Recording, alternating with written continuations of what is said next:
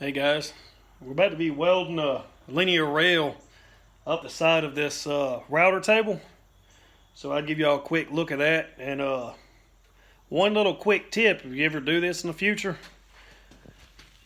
whenever you're doing one, make a steel plate that bolts to one of your linear rail blocks. So then you can use it as a guide or a spacer. Let it touch the bottom here, and then as you weld down the rail, move it down, and it'll have the correct spacing all the way down. Then you won't have any high spots.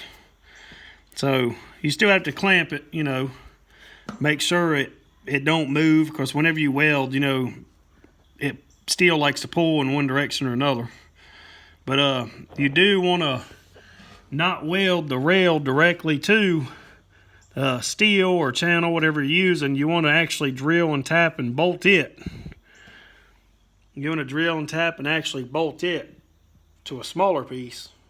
Make sure it's straight and everything. Cover this up with good tape so the spider don't go in here and mess this up.